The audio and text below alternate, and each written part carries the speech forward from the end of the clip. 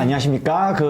오늘 성남시 한마음복지관의 좀 장애학에 대해서 우리 좀 많은 분들과 조금 더 이제 공유할 수 있는 이런 좀 얘기를 좀 드리려고 하고요. 오늘 강의를 요청해 주시면서 제목을 이제 장애학 그것이 알고 싶다? 이렇게 오늘 붙여주셨어요. 그래서 이제 제가 그 제목에다가 부제를 이런 장애학이 우리 사회에 제기하는 세 가지 도전이라는 것을 이제 부제로 잡아봤습니다. 사실은 여러분 이제 장애학이라는 말이 낯설 수 있는데 사실 제가 어디 가서 장애학이라는 것도 있어, 장애학이 뭐야? 이렇게 이제 질문을 하시면은 가장 간단하게 설명을 때 이렇게 설명을 드려요. 우리가 이제 장애학은 많은 분들이 모르셔도 여성학은 이제 많은 분들이 아시잖아요. 대학 여성학과도 많이 있고. 자, 근데 여성학이라고 하는 학문은 좀 거칠게 간단하게 요약을 해보면 여성학은 우리 인류 공동체에서 여성이 어떤 차별의 역사를 가져왔는가, 그리고 그런 여성에 대한 차별은 어떤 사회 구조와 문화 속에서 이제 발생하고 이런 차별이 계속 유지되는가, 그렇다면 그런 차별을 혹은 여성에 대한 혐오를 없애나가려면 우리가 무엇을 해야 되는가, 이런 걸 연구하는 게 이제 여성학이죠. 자, 그러면 장애학은 방금 제가 설명드린 여성학의 그 여성의 자리에 장애인을 놓으면 됩니다. 그러니까 우리 역시 인류 공동체에서 장애인들이 어떤 차별의 역사를 가져왔고 지금도 차별받고 있고, 이런 차별은 어떤 사회 구조와 문화 속에서 계속 발생을 하고 또 쉽게 사라지지 않는가. 그럼 그런 것들을 우리가 제거해 나가려면, 차별들을 없애 나가려면 무엇을 해야 되는가, 이런 것이 결국 이제 장애학이라고 할 수 있고요. 그래서 이 장애학 같은 경우는 기본적으로 우리가 가지고 있던 기존의 어떤 통념, 고정관념 혹은 상식, 이런 어떤 인식의 틀 자체를 새롭게 한번 전환한다. 그러니까 기존의 어떤 우리가 가지고 있던 생각들을 바꾸려면 뭔가 이제 도전이 되겠죠. 그래서 그런 것들을 오늘 세 가지 정도 말씀을 드리려고 하는데요. 첫 번째는, 자, 우리가 보통 이 장애 문제를 보건복지의 문제라고 생각을 합니다. 사실은 이제 장애학이 아니어도 사실 이제 우리 사회에는 이미 장애를 다루는 어떤 학문들이 사실은 이제 있어 왔죠. 자, 근데 그럼 우리 한국 사회에서 내가 뭐 어떤 이유에서든 장애에 대해서 조금 더 공부를 해봐야 되겠다라고 하면 이제 진학할 수 있는 이제 학과들이 이제 몇 가지 있어요. 재활학, 뭐 사회복지, 심리학, 뭐 이런 것들인데, 의학, 뭐 이런 것들인데, 이런 것들이 크게 보면 일단 이제 보건 계열의 학문이거나 이제 복지 계열의 학문이죠. 자, 그래서 일단 장애에 대한 담론 자체가 그런 보건복지 담론의 틀 안에서 이제 굉장히 굳건하게 형성이 좀 되어 있다고 할 수 있고요.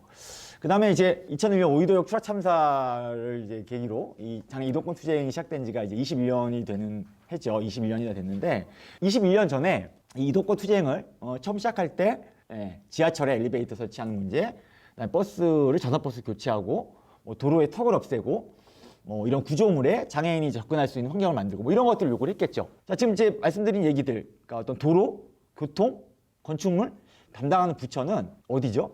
지금으로 이름은 국토교통부. 그때는 이제 건설교통부였습니다. 건교부였는데 거길 찾아갔습니다. 그래서 거기 가서 우리가 이만한 요구를 갖고 왔다라고 하니까 거기 계신 분들이 대뜸 한 얘기가, 아니 왜 장애 문제를 가지고 우리한테 왔냐.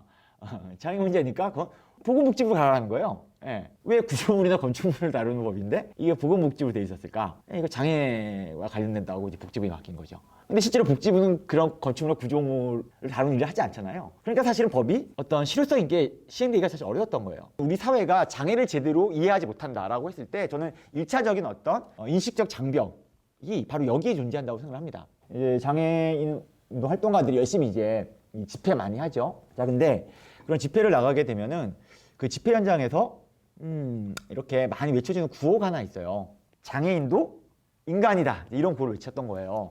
그러니까 예컨대 장애인도 인간이다, 이동권을 보장해라, 뭐 이런 거. 장애인도 인간이다, 뭐 교육권을 보장해라. 장애인도 인간이다, 노동권을 보장해라, 뭐 이런 구호를 외치는 거죠. 자, 당연히 장애인도 인간이에요. 자, 그러니까 무슨 얘기냐면, 우리는 장애 문제라고 하면은 이것을 보건복지의 문제라고 생각하지만 사실은 장애 문제는 굉장히 역사적인 문제예요. 그죠? 인류의 역사라고 하는 것을 이해해야만 우리가 장애를 이해할 수 있죠. 그러니까 장애를 이해하면 역사학이 필요합니다. 그리고 장애 문제는 사실 굉장히 또 철학적인 문제입니다.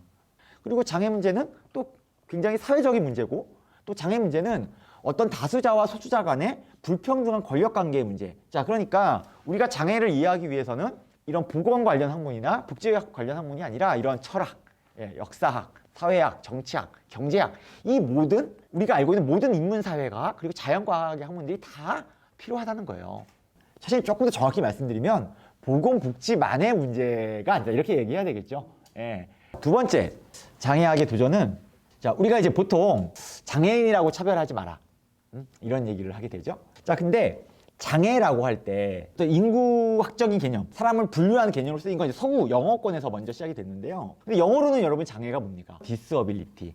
그래서 이제 장애인을 뭐 영어로는 disabled people 혹은 뭐 people with disabilities 이렇게 이제 표현이 되죠. 영어에서 얘기하는 이 장애라는 걸 지치가 쓴 이 단어를 보면 뭔가 할 수 없음 이런 뜻이죠. 뭐 불능, 무능력 이런 뜻이에요. 어쨌든 장애인은 일상의 삶에서 많은 것들을 할 수 없게 되죠. 이 워딩을 보면은 이건 사실 어떤 의미가 녹아 있냐면 장애인이라고 차별하지 마. 이거는 저 사람이 뭔가 할 수 없다고 해서 차별하지 마. 우리가 배려해야지. 사실 이런 어떤 의미 구조가 여기에 이제 들어가 있죠. 장애인은 장애인에 의해서 차별받는 것이 아니라 차별받기 때문에 장애인이 된다. 아마 여러분들이 이 말을 듣시면 뭔가 좀 혼란스러우실 수 있을 거예요. 우리는 장애인에 대한 어떤 인식, 이해를 가지고 있습니다. 장애가 뭐야? 그럼 우린 막 말로 다 설명할 수 없어도 알고 있다고 생각하죠. 근데 우리가 가지고 있는 기본적인 장애에 대한 이해는 어떤 걸 기반으로 하고 있냐면 바로 여기 지금 띄어져 있는 1980년에 세계보건기구가 제시한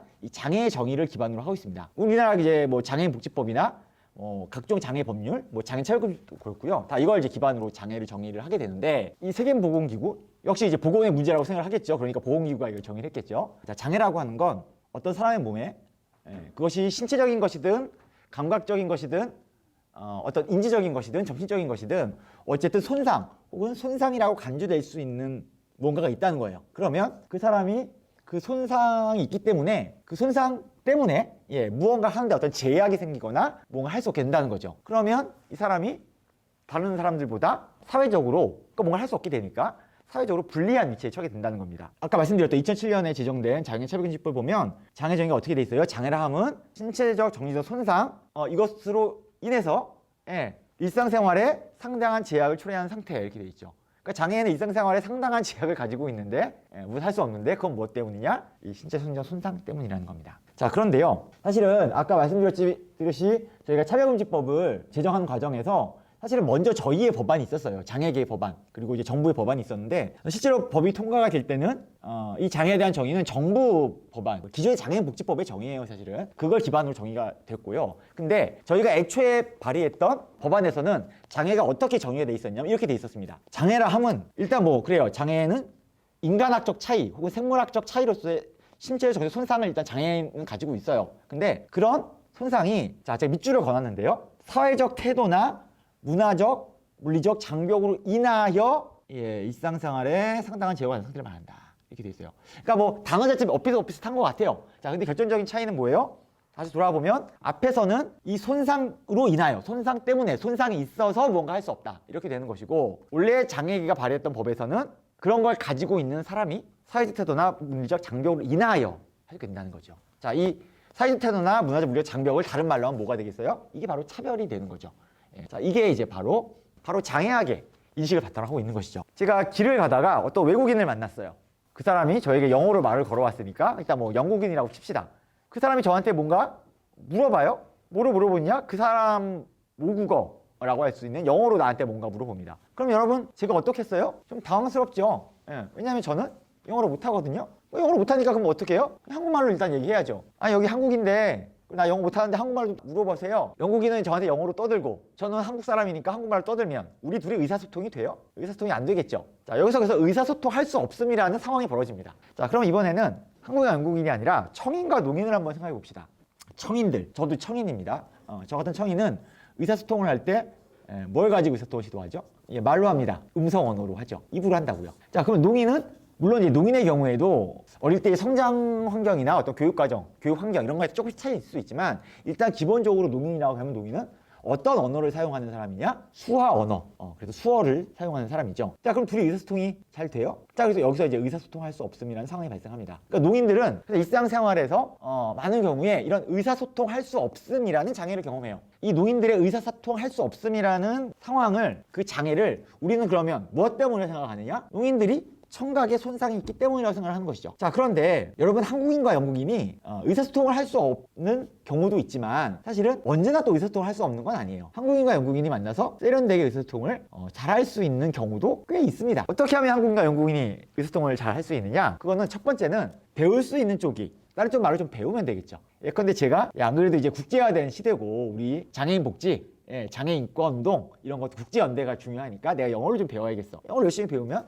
그래서 영어를 할 줄 알게 되면 둘이 의사소통을 잘할 수 있겠죠. 자, 근데 모든 한국인이 사실은 다 영어를 잘할 수는 없고요. 또 굳이 잘할 이유도 없어요. 그리고 영국인들이 다 우리나라 말을 잘할 리도 없겠죠. 자, 근데 한국인이 영어를 못하고 영국인이 한국말을 못해도 또 한국인과 영국인은 자유롭게 의사소통을 할 수도 있어요.